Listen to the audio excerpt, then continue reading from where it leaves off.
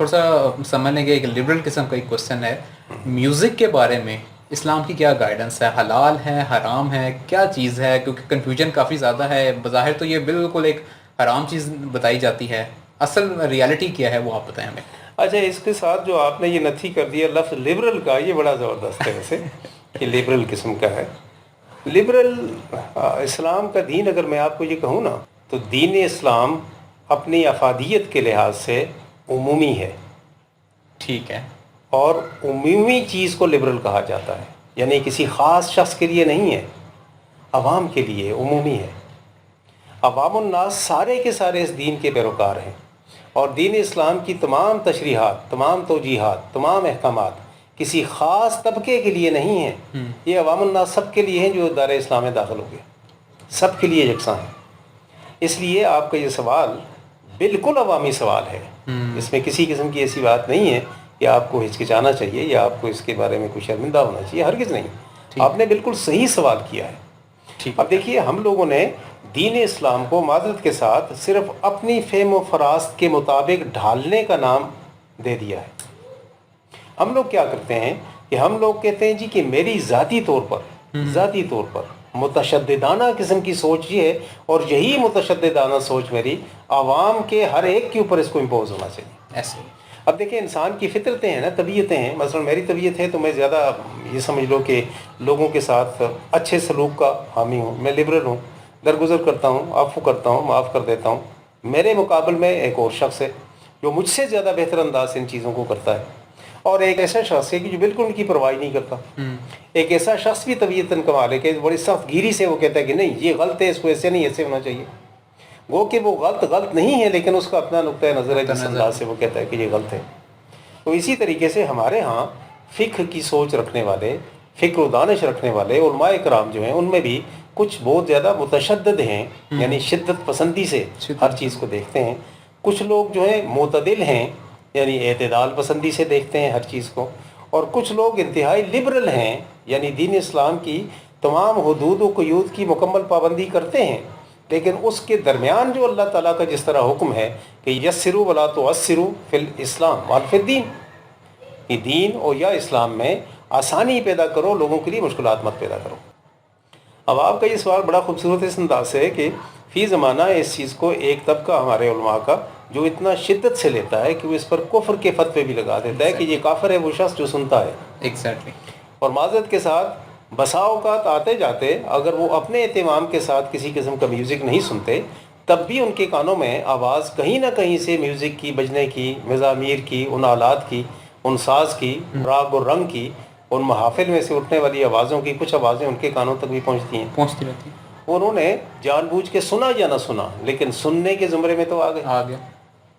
چلیے چھوڑیے اس بات کو، ہم صرف اپنے اسی نقطے کی طرف آتے ہیں کہ جب ہم حقیقت میں دوسروں کو ٹارگٹ کرتے ہیں نا کہ یہ ایسے ہو رہا ہے، ایسے ہو رہا ہے، حقیقت میں ہم خود بھی بہت ساری ایسی کوتاہیاں کر بیٹھتے ہیں جس کے بارے میں ہم کسی قسم کی بھی اپنے اوپر پابندیاں نہیں لگانا چاہتے، ہم قاعدے اور قوانین کو اپنے اوپر لاگو نہیں کرنا چاہتے، دوسروں ہی کو ہم ٹارگٹ کرتے رہتے ہیں۔ اب دیکھیے، جہاں تک اس کی بات ہے کہ یہ حرام ہے، آپ نے یہ پوچھا تھا کہ یہ حرام ہے یا حلال ہے۔ حرام قرآن مجید میں جن چیزوں کا ذکر کیا ہے وہ کھانے کی ہیں، وہ پینے کی ہیں، اور وہ کرنے کی ہیں، وہ سوچنے کی ہیں۔ 4 قسم کی چیزیں ہیں جو اللہ تعالیٰ نے قرآن مجید میں جن کی حرمت کا ذکر کیا ہے واضح طور۔ اب اگر ان کی بھی ڈیٹیل میں چلا جاؤں تو بڑی لمبی چوڑی فہرست بن جائے گی، لیکن آپ کو صرف اختصار کے ساتھ کہتا ہوں کہ کھانے کی 4 چیزیں قرآن مجید نے منع کی ہیں۔ حرم علیکم المیتۃ والدم ولحم الخنزیر وما اہل لغیر اللہ، صرف یہ 4 چیزیں، یعنی ہر قسم کی مردہ چیزیں جو آلریڈی مردہ ہیں وہ، اور سور کا گوشت آپ کے لیے حرام ہے، اسی طریقے سے خون وہ حرام ہے آپ کے لیے، یا اللہ کے نام لیے بغیر کسی اور کا نام لے کر کسی جانور کو ذبح کر دیا جائے۔ پھر ان ذبح کرنے والے جانوروں کی تفصیل نبی پاک صلی اللہ علیہ وسلم نے بتائی کہ اس میں سے اڑنے والے فلاں فلاں جانور ہیں، اس کے بعد چوپائے یہ ہیں، 3 درندے یہ ہیں، اس میں خزندے یہ ہیں، اس میں تمام کے تمام چوپائے بھی ہیں، یہ سارے یہ فلاں فلاں ہیں، ان کی کیٹیگری بتا دی۔ پھر رینگنے والوں میں بتا دیے، پھر آبی کے بارے میں بتا دیا، سارے جانوروں کی تفصیل نبی پاک صلی اللہ علیہ وسلم نے دے دی۔ یہ لمبی ہے، تقریباً 70-75 کیٹیگری بن جاتی ہیں، اور اب اس سے بھی مزید اضافہ ہو گیا کیونکہ جانوروں کی مزید اور ڈسکوریج ہوتی چلی۔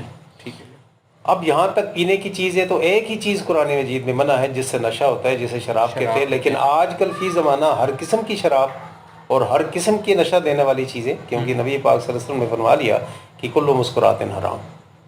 اور اس کے بعد کرنے کی چیزوں میں سے آ جاؤ تو دیکھو کہ ہر وہ مثلا سود کا کھانا یا سود لینا دینا، اس کام کرنا، زنا کاری کرنا، اسی طرح فعل عمل لوط علیہ السلام کی قوم کا جو لوٹ تھا، فعل قوم لوط، جی ہاں، وہ اسی طریقے سے دیگر اور بھی بہت ساری چیزیں، مثلا کسی کی غیبت کرنا، غریب کا مال کھانا، یتیم کو دھکے دے کر نکال لینا، یا اس کا مال غصب کر لینا، یا لمبی فہرست ہے، لمبی جتنی بھی ہے یہ ساری کرنی، چوری کرنا، کسی کا غبن کرنا، کسی کو ڈاکہ ڈالنا کسی کے گھر میں، تو یہ ساری لمبی ایک فہرست ہے.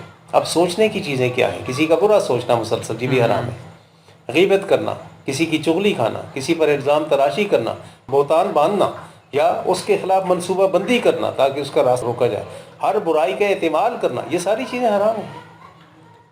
ان تمام حرمت کی چیزوں میں سے کہیں بھی میوزک کا نام نہیں ہے، کسی کیٹیگری میں نہیں آ رہا، کسی میں بھی نہیں آ رہی. چند حدیث ہیں جن کا حوالہ ضرور دیا جاتا ہے عام طور پر، جو مسلم شریف میں ہیں، اور اسی طرح ترمذی شریف میں ہیں، ابی داؤد میں ہیں، سنن ابن ماجہ میں ہیں، بخاری شریف میں ہیں. کچھ حدیث ہیں جن کے راوی حضرت ابو ہریرہ ہیں، یا پھر علی بن ابی طالب رضی اللہ تعالیٰ عنہ ایک حدیث مبارکہ کے بخاری شریف کے ہیں، جس پہ کہتے ہیں کہ ایک زمانہ میری امت پر ایسا آئے گا، نبی پاک صلی اللہ علیہ وسلم نے فرمایا کہ جس وقت لوگ ان کیٹیگریز میں آئیں گے، یہ اسی طرح جس طرح قیامت کی علامات میں سے بتایا جاتا ہے. لوگ سود کو حلال سمجھیں گے، اس کو بڑے دھڑلے سے کھایا کریں گے. لوگ اس وقت زکوٰۃ کو اپنے پر بوجھ تصور کریں گے. لوگ اس زمانے میں بدکاریاں کرنے کو اپنے لیے احسن سمجھیں گے، شراب نوشی کریں گے. اس کے بعد یعنی رنڈیاں ناچنے والی وہاں پہ ہر وقت ناچتی رہیں گی، ان کی محافل جتنی ہیں ان کی زینت بنتی رہے گی. یہ ان علامات میں سے جو میری امت پر آئے گا یہ. اور اس وقت زمین ان کے خلاف اپنا قہر اگلے گی.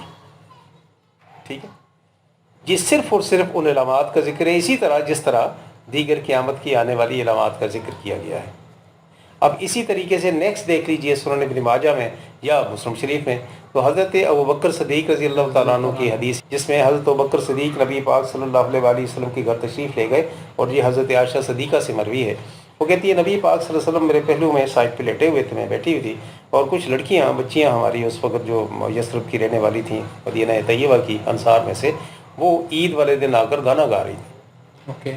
اور میوزک بھی بج رہا تھا صاحب، اس زمانے کا جو موجود تھا، جو ساز ہوں. تو نبی پاک صلی اللہ علیہ وسلم بڑے آرام سے سکون سے ساتھ لیٹے ہوئے سن رہے تھے اور خوش ہو رہے تھے. Meanwhile, Abu Bakr came to the scene and he said to those girls by taunting them. ان کو ڈانٹتے ہوئے حضرت ابو بکر صدیق نے کہا، کیا کہا؟ انہوں نے کہا کہ مزامیر الشیاطین فی بیت رسول اللہ، these organs of shaitan in the house of the Prophet صلی اللہ علیہ وسلم, how it is possible. اور انہوں نے اس وقت ان کو ڈانٹنا شروع کر دیا. نبی پاک صلی اللہ علیہ وسلم نے کروٹ بدلی تو کہا کہ یا ابا بکر لکل قوم عید وہذا عیدنا، ہر قوم کی ایک خوشی کا دن ہوتا ہے، عید کا دن ہوتا ہے، اور یہ ہماری خوشی کا دن ہے، اس میں آزادی ہے، گانا گائیں یا جو مرضی کریں، جس طریقے سے کریں. مجھے یہ بتائیے صرف ایک نقطے میں کہ حرام چیز کو کبھی نبی محترم صلی اللہ علیہ وسلم کسی بھی موقع کے لیے مختص کر کے حلال کر سکتے ہیں؟ کبھی کیا آپ صلی اللہ علیہ وسلم؟ اس کے علاوہ اور کوئی ایسی مثال ہمیں کہیں ملتی ہے کہ فلان چیز جو تھی وہ مختص کر کے سال میں اس ایک دن کے لیے حلال ہے، باقی سب کے لیے حرام ہے؟ کہیں بھی نہیں ہے اسلام میں. ہم لوگوں نے اسی کی آڑ میں ہمارے اس معاشرے کو اتنی زیادہ شدت پسندی میں جکڑ کے رکھ دیا ہے اپنے متشددانہ رویے کی بنیاد پر. حقیقت میں اس کا کسی قسم کا کوئی روا نہیں ہے کہ جو ہونا چاہیے، نہیں ہونا چاہیے. اب چیزوں کو نیچرل انداز میں دیکھیے. اب دیکھیے فطرت کیا کہتی ہے. فطرت یہ کہتی ہے کہ ہر وہ چیز آپ کے لیے جائز ہے جو فطرت کے خلاف نہیں ہے. اب فطرت کیا ہے یہاں پر؟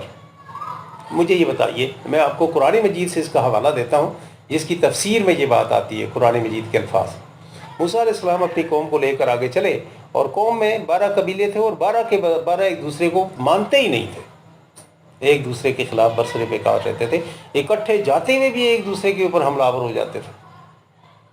وادی میں رہنا شروع کر دیا فلسطین کے قریب حضرت موسیٰ علیہ السلام نے. تو پانی کی قلت ہو گئی. جب پانی کی قلت ہو گئی تو کہا کہ پانی ہمیں ملنا چاہیے، وافر مقدار میں ملنا چاہیے. اب وہ پانی لینے کے لیے ان لوگوں کو کہا کہ تم جاؤ سامنے چشمہ ہے اس میں سے پانی لے لو. انہوں نے کہا نہیں, اس میں تو وہ فلانی ہماری قوم کے فلاں قبیلے نے پانی پی لیا ہے, ہم وہاں نہیں جائیں گے, ہم کیوں جائیں. اللہ تعالیٰ نے کہا آپ اس پتھر کے اوپر اپنا عصا مارے, تو مار دیا تو فن فجرت منہ اثنتا عشرۃ عینہ, جب اس کے اوپر مارا تو وہاں سے 12 چشمے پھوٹ پڑے, ایک ہی بڑی چٹان میں سے 12 چشمے نکل گئے. اور کہا کہ اپنی قوم کو کہو کہ اب ایک ایک چشمہ ان کے نام لگا دو اور وہ اپنے اپنے چشمے میں پانی پی لیا کریں. اب دیکھیے یہ ہمیں ملتی ہیں یہ ساری چیزیں پوری پیچھے سے روایات کے ذریعے سے سب کچھ ملتا ہے. ہوا کیا وہاں پر کہ ان لوگوں کے پاس کیسا میکینزم تھا, دن کے ٹائم پر تو اپنی نشانی کو دیکھ سکتے تھے, رات کے ٹائم پر کسے پتہ چلتا تھا کہ میرا ہی چشمہ اس میں سے پانی پیوں میں. اب تفاسیر میں آتا ہے کہ وہ ہوتا کیا تھا کہ ہر قبیلے کا اپنا ایک ساز بن گیا, آواز آتی تھی اس میں سے, ایک الگ سا میوزک نکلتا تھا, وہ اپنے میوزک کے پہچان کر رات دن جا کر اپنی چشمے میں سے پانی پیتے تھے. چشمے میں سے سر ایک خاص قسم کا میوزک نکلتا تھا, پانی نکلتا تھا اور پانی ایک خاص ساز کے ساتھ باہر آتا, ساز کے ساتھ, ٹھیک ہو گیا. وہ جو ساز نکلتا تھا, جس طرح آج کل کہتے ہیں راگ یا راگنیاں, وہ 12 راگ ہیں, تو اس کو بھی ماننے والے یہ کہتے ہیں کہ یہ 12 کے 12 راگ ہمارے وہیں سے نکلے ہوئے موسیٰ علیہ السلام کی اس قوم میں سے. اچھا اچھا اچھا ٹھیک ہے, اچھا. تو وہ ساز سے, آواز سے وہ پانی باہر نکلتا تھا, تو اس لیے جا کر وہ اپنے چشمے کو آئیڈینٹیفائی کرتے تھے اور وہاں پہ اس سے پانی پی لیا کرتے تھے. اب آگے آ جائیے حضرت داؤد علیہ السلام. اب داؤد علیہ السلام تھوڑا سا قد ان کا چھوٹا تھا, لیکن جری اور بہادر, ایسے کہ طالوت اور جالوت کی جو جنگ تھی اس میں حضرت داؤد علیہ السلام نے بڑا مارکہ کیا تھا ان سب کو بھگانے کے لیے. حضرت داؤد علیہ السلام کو اللہ تعالیٰ نے ان کے اوپر میریکلز تھیں, جسے ہم کہتے ہیں نا کہ معجزات تھے. ان معجزات میں سے ایک معجزہ یہ تھا ان کا کہ وہ خوش الہام تھے, یعنی لہن داؤدی کے نام سے ان کا لہن بڑا مشہور ہے. لہن میں کہ ان کے گلے کا سوز, ان کے گلے کا گداز, ان کے گلے کی جسے کہتے ہیں نا حلاوت اور گلاوٹ, اور اس کے گلے میں سے آواز کا سریلے انداز سے باہر نکلنا. وہ جب اس زمانے میں تورات اور زبور کی تلاوت کیا کرتے تھے تو پرندے اڑنا بھول جاتے تھے, ان کے ارد گرد جمگٹھا بن جاتا تھا مخلوقات کا, زمینی مخلوقات کا, آسمانی مین ساری اڑنے والی مخلوقات کا. ایون تو چلتا پانی ٹھہر جایا کرتا تھا ان کی اس سریلی آواز کو سننے کے بعد, اور وہ اپنی سریلی آواز سے رات اور دن دونوں وقت ذکر و اذکار کیا کرتے تھے. اور ان کی عبادات کے بارے میں بھی بڑا مشہور ہے, ان کے روزوں کے بارے میں بڑا مشہور ہے کہ وہ ایک دن روزہ رکھتے تھے, ایک دن نہیں رکھتے تھے. رات کو انہوں نے 3 پہروں میں بانٹ دیا ہوا تھا. پہلا پہر سوتے تھے, آرام کرتے تھے, درمیانہ پیر اٹھ کے عبادت کرتے تھے, پھر سوتے تھے, پھر آخری پیر اٹھ کر پھر عبادت کیا کرتے تھے. اور اس وقت یہی یہ ساری لہن داؤدی کی جو ساری ہمیں ملتی ہیں ساری تماثیل, تو یہ اسی وقت ہوا کرتی تھی. ساری مخلوقات اکٹھی ہو جاتی تھی سننے کے لیے. اتنی سریلی آواز ہوتی تھی, سر نکلتے تھے ان کی آواز میں. اور کائنات میں اس وقت کہتے ہیں کہ بکھرے ہوئے سارے سروں کے خالق حضرت داؤد علیہ السلام نے. اتنے سروں میں وہ آواز نکال کر خوبصورت انداز میں کرت کیا کرتے تھے, اللہ کو پکارا کرتے تھے. اب اسی سریلی آواز, ساز اور آواز کے ساتھ دونوں کو آپس میں ٹکراؤ کرنے کے بعد دیکھیے کہ حمد بیان کی جاتی ہے, نعت رسول مقبول صلی اللہ علیہ وسلم, اس کی محافل منعقد کی جاتی ہیں, اور اسی طرح دیگر بہت ساری چیزیں. پھر یہ بھی دیکھ لیے تاکہ آپ لوگوں کو تھوڑا سا اس بارے میں تھوڑا سا مزید انفارمیشن مل جائے کہ اس کائنات میں موجود ہی ساری چیزوں میں سے ان چیزوں کو مزامیر یعنی آلات موسیقی بنائے گا اور نکالے گا, انہی کی طرح کی ساری آوازیں. بارش کا جل ترنگ, ٹھیک ہے, اسی طریقے سے ہر پرندے کی, ہر جانور کی آواز, بجلی کا کڑکڑانا گڑگڑانا, آسمان سے فصلوں کا نکلنے کے بعد ہوا کا چلنا اور اس کے اوپر سے آواز کی سرسراہٹ کا پیدا کرنا, ٹھیک ہے, پرندے چرندے درندے خزندے اور یہ ساری چیزیں مخلوقات, ان کی آپس کی اپنی آوازیں, یہ ساری مل کر ہی تو موسیقی بنتی ہیں. اب اس میں یہ بتایا جائے کہ کہا جاتا ہے شیطان ورود کر جاتا ہے. یہ ایک عجیب سی بات ہے. ایک مولانا قابل احترام, ان سے ایک بار گفتگو ہوئی تو انہوں نے مجھے کہا جی کہ پروفیسر صاحب بالکل صحیح کہتے ہیں, لیکن جس وقت موسیقی کا آغاز ہوتا ہے تو وہیں پر شیطان انٹر ہو جاتا ہے اور آدمی کو حرام کاریاں کرنے پہ اکسانا شروع کر دیتا ہے. موسیقی ایسا ایک آلہ ہے. تو میں نے عرض کیا کہ میرا خیال ہے کہ اس میں بڑے بڑے موسیقار اس کائنات میں گزرے ہیں یا جو موجود ہیں، ان میں سے بھی کسی سے بات کی جائے تو وہ بھی شاید اس رمز کی آشنائی نہ کروا سکے کہ یہ اس وقت موسیقی اس نہج پہ پہنچتی ہے، خان میں حرام کاری کا جذبہ زیادہ پیدا ہوتا ہے اور وہ بلا تفریق سامنے والے کے ساتھ برائی کرنا شروع کر دیتا ہے، شاید وہ بھی اس پوائنٹ کو آئیڈینٹیفائی نہ کر سکے۔ ایک بات، دوسری یہ بات کہ شیطان کہاں نہیں حملہ آور ہوتا، مجھے صرف یہ بتا دیا جائے۔ ہم لوگ قرآن مجید پڑھتے ہیں تو آغاز کیا کرتے ہیں؟ اعوذ باللہ من الشیطان الرجیم۔ شیطان کے حملے سے تو صرف اور صرف اعوذ یا تعوذ ربانی کے تحت ہی بچا جا سکتا ہے، اس کے علاوہ تو ممکن ہی نہیں ہے، اس لیے کہ نبی پاک صلی اللہ علیہ وسلم نے فرمایا کہ شیطان کو اللہ تعالیٰ نے اتنی قوت دے دی ہے کہ وہ تمہارے دوڑتے ہوئے خون کے ساتھ شامل ہو کر تمہارے اندر سرایت کر جاتا ہے، تمہاری سوچوں پہ غلبہ حاصل کر لیتا ہے، تمہاری فکر و دانش کو اپنے قبضے میں کر لینے کی صلاحیت رکھتا ہے شیطان۔ اور یہ شیطان ہے جسے اللہ تعالیٰ نے یہ ساری طاقتیں دی ہوئی ہیں۔ ہم نماز پڑھتے ہیں تو وہاں شیطان حملہ آور نہیں ہوتا، ہم نماز چھوڑ دیں، کہتے ہیں کہ یہ نماز اس لیے نہیں پڑھتے ہم، اس کی وجہ سے شیطان حملہ آور ہوتا ہے۔ بسا اوقات معذرت کے ساتھ ہمارے علماء کرام یا مقتدی، میں امام اور مقتدی دونوں کی بات کرتا ہوں، وہ نماز پڑھتے ہوئے اپنی سوچوں اور فکر کے گھوڑوں کو دوڑاتے ہوئے پتہ نہیں کوسوں میل آگے نکل چلتے ہیں، وہاں موجود ہی نہیں ہوتے۔ ہمارے ہاں بہت سارے مقتدی پیچھے کھڑے ہوئے اپنے سارے دن کا، اپنی دکان کا حساب کرنے کے لیے امام کے پیچھے کھڑے ہوتے ہیں، اور کئی بار انہوں نے کہا ہے، اس بات کا اظہار بھی کیا ہے، اوہ مجھے بڑا افسوس ہوا، میری ظہر کی نماز نکل گئی۔ اس نے کہا شیخ صاحب اتنا زیادہ پریشان ہو رہے ہو؟ اس نے کہا یار بات دراصل یہ ہے کہ صبح سے لے کر اب تک کا پورا حساب میں نے وہاں نماز میں کھڑے ہو کے کرنا۔ تو یہ شیطان ہمارے اوپر حملہ آور نہیں ہوتا، ہر نیک کام کرنے میں بھی شیطان حملہ آور ہوتا ہے، برا کام کرنے میں حملہ آور نہیں ہوتا، مددگار ہوتا ہے، ٹھیک ہے؟ اس لیے یہ ساری چیزیں ہمیں صرف اور صرف اپنی ایمانیات یا اسلامیات کو گھوما پھرا کر اکٹھا کر کے قید کر کے ایک جگہ پہ مرکوز کر دینا، اور وہ بھی صرف اپنے متشددانہ رویے کی وجہ سے، یہ جائز نہیں ہے۔ کوئی چیز حرام اس وقت تک نہیں ہے جب تک قطعی طور پر نص قطعی قرآن اور حدیث میں موجود نہ ہو۔ مجھے کوئی ایک حدیث ایسی بتا دیجئے جس میں نبی پاک صلی اللہ علیہ وسلم نے فرمایا کہ موسیقی کے آلات میں سے کسی ایک آلے کے بارے میں کہ یہ حرام ہے، کسی ایک کے بارے میں ایک نشانیوں میں سے بتائیں کہ اس وقت کی یہ نشانیاں ہیں، قیامت کی دیگر نشانیاں بھی ہیں، بڑی بلند بلند بلڈنگیں بن جائیں گی، اس وقت قیامت آ جائے گی، بن رہی ہیں، لوگ میوزک بجانا شروع کر دیں گے، زیادہ سے زیادہ میوزک بجائیں گے اور انہی کے گرد اپنی ساری زندگی گزارنا شروع کر دیں گے، ٹھیک ہے؟ زلزلے آنا شروع ہو جائیں گے، سمندر اپنا پانی باہر اگلنا شروع کر دے گا، یعنی بالکل سیدھی سادھی جگہ پہ آگ لگنی شروع ہو جائے گی، لوگوں کو جھٹکے دیے جائیں گے، جھنجھوڑا جائے گا۔ کرونا آپ لوگوں کے سامنے اسی کی علامات میں سے ایک علامت ہے، جھنجھوڑا جا رہا ہے نا رب کریم کی طرف سے یا اس پروردگار کی طرف۔ اسی طرح اس کے بارے میں بھی کہا گیا ہے، کہیں حرام نہیں ہے اس کے بارے میں، کہ نبی پاک صلی اللہ علیہ وسلم نے فرمایا کہ ھذا حرام، نہ قرآن مجید میں۔